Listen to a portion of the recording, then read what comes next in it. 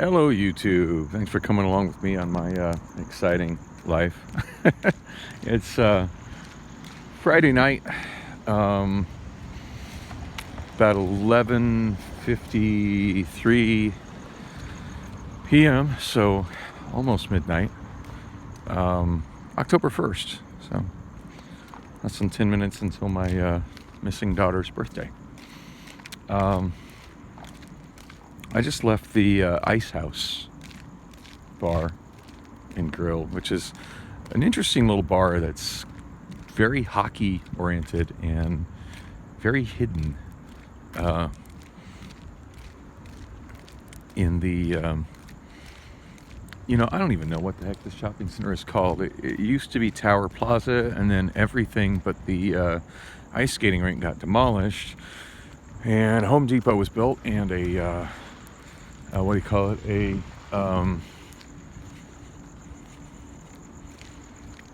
No, I cannot walk that way. I was thinking I could walk behind the Planet Fitness over to 40th Street, but that is definitely fenced off. I guess I got to walk around Planet Fitness. I don't know that I've ever walked to this bar, come to think of it. Yeah, still don't have my car, still walking. I used to regularly ride my scooter down to this bar, and of course I wouldn't try to go behind the gym for that. Makes a whole lot more sense to just fly through the open parking lot and around it. But anyway,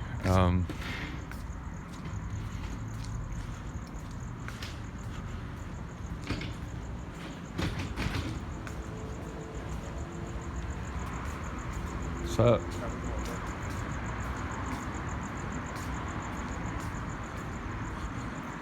Looks like he's locking up the gym for the night. For some reason I thought they were 24 hours, but I guess not. As if I go to gyms. I've honestly been thinking about getting a membership at Planet Fitness, and not to go to a gym and work out, but just to have access to a place for clean showers while I'm on the road or somewhere not near home. I see it mentioned often in a lot of like van life type vlogs, where like if you're kind of living in your car, it's a good place to go to keep yourself looking clean and presentable.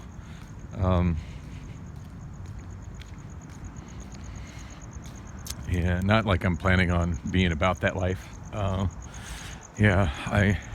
I have mentioned several times I've been kind of nervous, thinking that homelessness is looming at the end of this month, and largely bailed out by my girlfriend Priscilla. So that's a good thing. I do believe if I just kind of stay the course that I'm staying on, that things will really even out for me next month. Although I haven't talked to the owner or the manager at the Union Jack in over a week, so I can only imagine what they're thinking of me right now, because my show is kind of underperforming over there as far as like not really bringing in much of a crowd, and then I've left I left quite a bit of equipment there on the stage at Tuesday night and haven't been back there to pick it up because of the situation with my car. And I also haven't been there to really talk to them about that, which was kind of the plan. Although I want to believe if it was, and I feel like an ass. I should have called, at least talk to them on the phone, and I haven't. But I do want to believe if it was, I did let one of the bartenders, who's kind of a manager. It's kind of funny how I don't really know the whole pecking order of who's in charge of who there. In fact, I don't feel like other than the one owner and the main manager, I don't really know anybody's name there. I struggle with names, and I haven't got to know the names there very well. I mean, shoot, I've been at Bullock's for like 4 months, and 4 or 5 months, and I don't know a lot of the names of the people there. So there's that. Anyway, I do want to believe that if my stuff was in the way, and I did compact it and put it in the far back corner of the stage, I do want to believe if my stuff is in the way that I would have got a call or a text from Adam about it, because he does have my contact information. So, granted, things have been kind of weird with my phone lately, how it's some things go to my iPhone as long as it's connected to Wi-Fi, and other stuff is going to the Obama phone, with the service going through Assurance Wireless, the Obama phone people. Yeah, it's kind of weird. I've had a couple of people tell me that I can kind of sort that all out just from moving my SIM card from my Obama phone to my iPhone.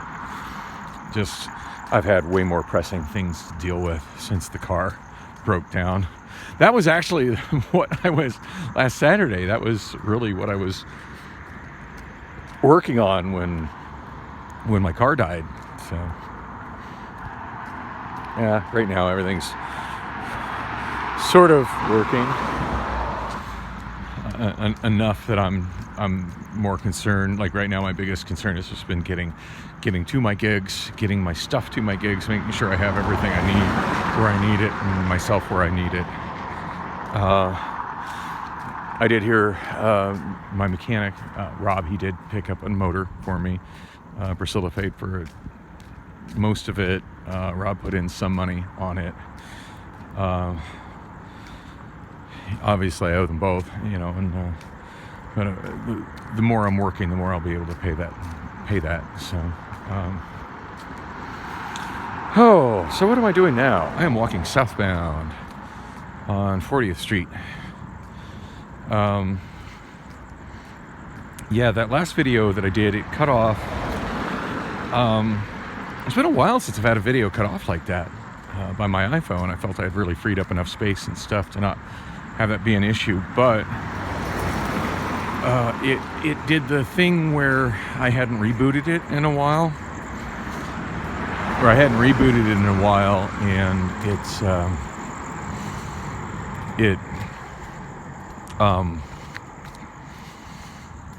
it said I was out of space when I had a few gigs of space left.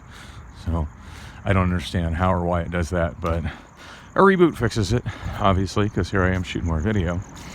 Anyway, it was kind of interesting what happened after that. So I was walking across the street. I'm like, well, stop shooting video. That's odd. I was kind of explaining how Appa had helped me get the Shure microphone that belongs to Bullocks back on the frequency and working again. Anyway, I was walking by the bus, and the funny thing is, in my head, I had completely planned on walking to PLS to get a money order for my rent. I hadn't even entertained the thought of doing any of that trip by bus.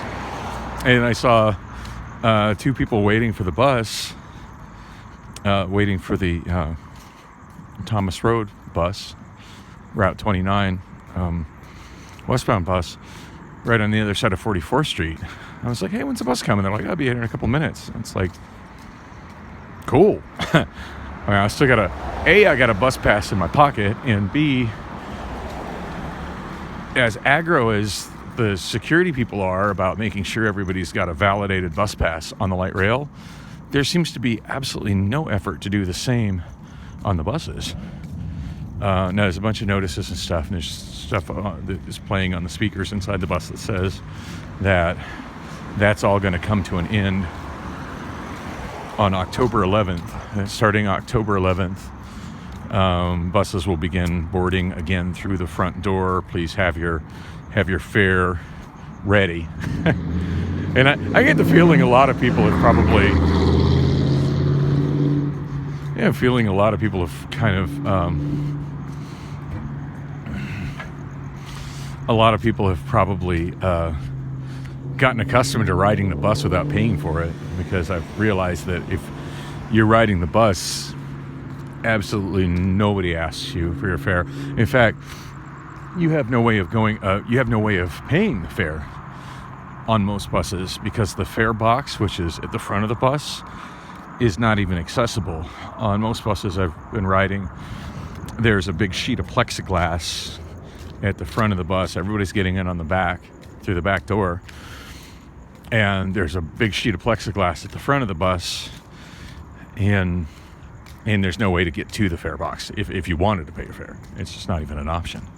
So strange times we're living in right now, for sure. So yeah, I ended up just chilling and talking with those guys, and one of the guys that I was chatting with, kind of in a similar situation to me, as far as not used to riding the bus, only recently started riding the bus because the engine went out on his vehicle. And he said he's saving up for another vehicle. He just doesn't even feel it's worth fixing. He's going to get a new vehicle next paycheck, or maybe paycheck after. And he's just resigned himself to riding the bus.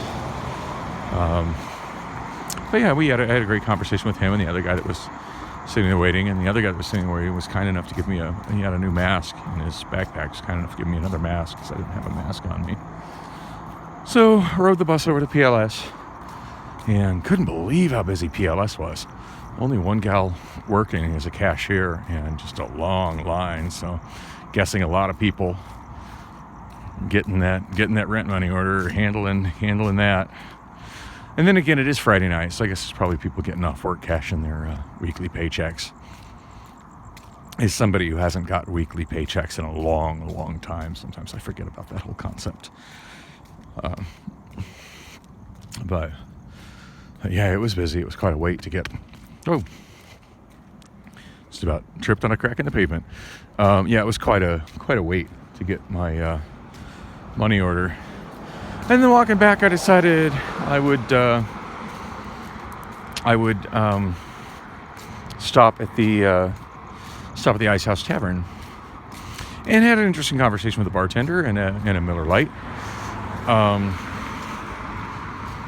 That was a place I was seriously talking about doing karaoke at right before the whole COVID pandemic started. And I don't think I've really talked about it much on my vlog. All the kind of life changes that happened with me at the beginning of 2020. Most people's lives seem to have got turned on end around March, when the pandemic thing just went worldwide and just things started shutting down and government started just everybody shelter in place and all of that insanity.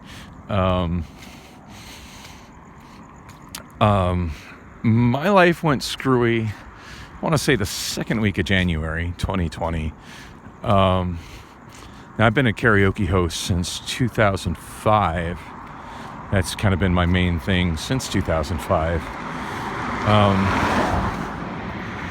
And I've had some other stuff I've done, in addition to that. But the most notable thing that I've done in recent years is, I want to say 2017, late 2017. Now, sometimes I think it's so weird how all the years, when you get older, all the years just kind of blend together. But I think it was in 2017 I started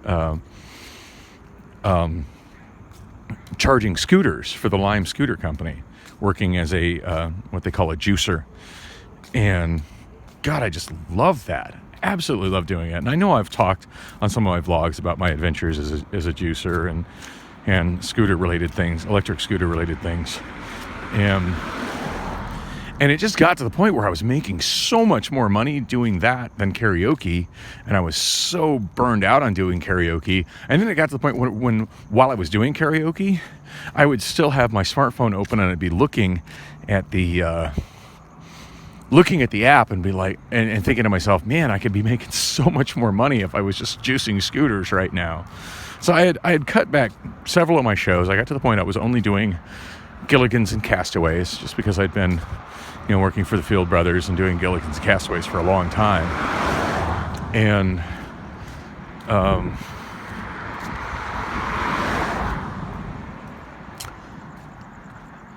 think I'm taking the best back road to get me to wander in from where I'm at. Anyway, I was doing that, and I think I was down to just doing 3 nights a week. I think 3 or 4 nights a week. I definitely had cut my karaoke schedule back a lot, and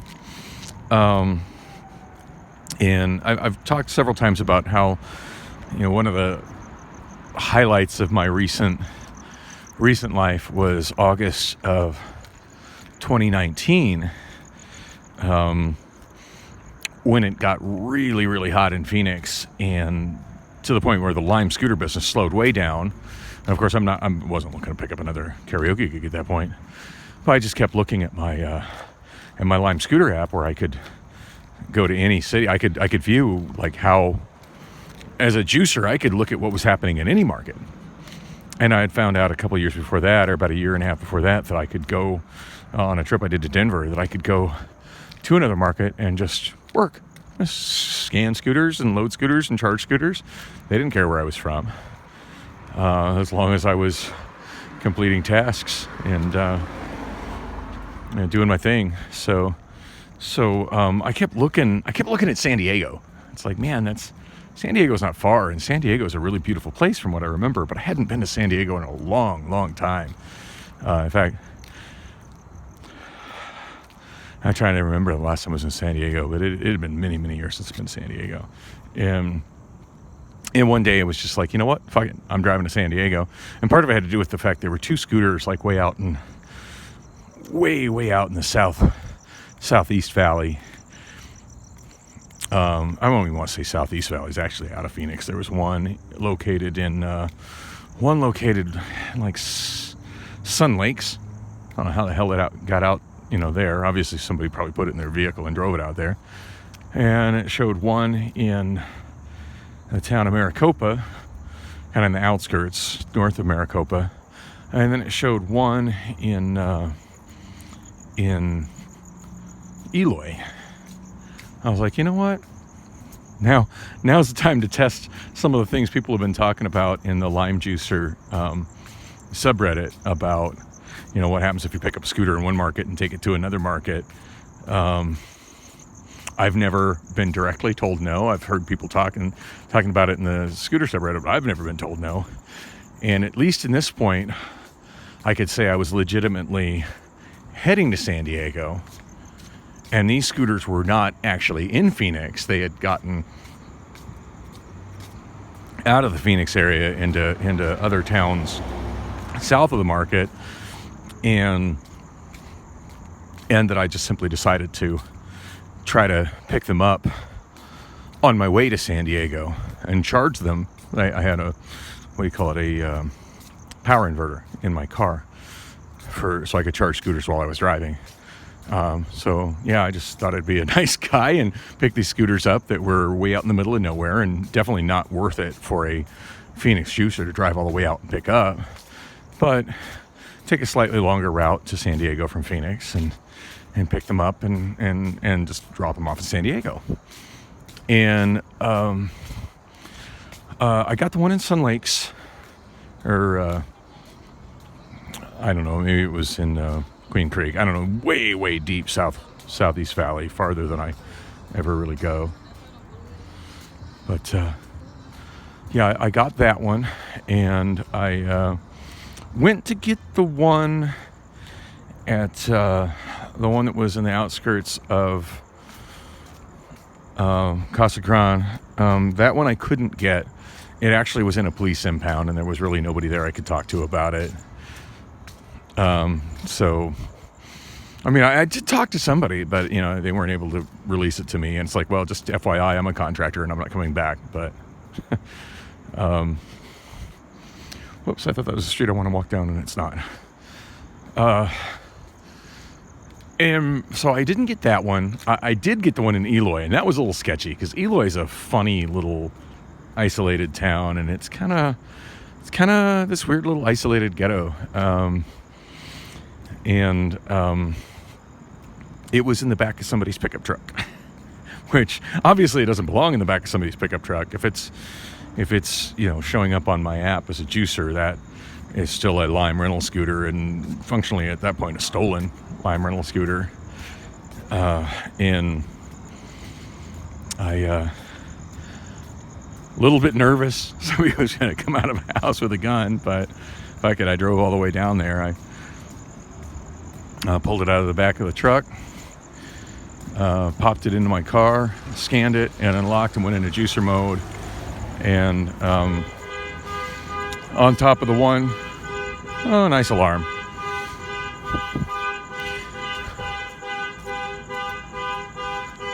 Gotta hate car alarms. I'm not even going to try to talk over this. Come shut off your alarm, dude. Thank you. Or not.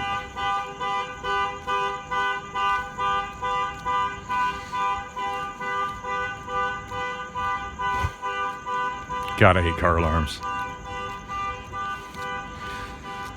Anyway, so I had, so I got the one way deep in the Southeast Valley suburbs. Didn't get the one from the police impound.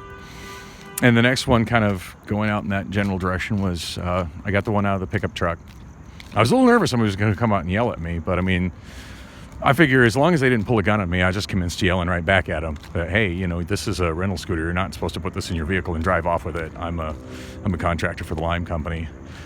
I mean, how about you? You know, because I've had people that have pulled stuff like that, and I've just pretty much been like, look, I'm a legit contractor. We can get the police involved. And when people realize that, yeah, I'm willing to get the police involved on something that they have functionally stolen, and that I work for the company, they suddenly get very cooperative.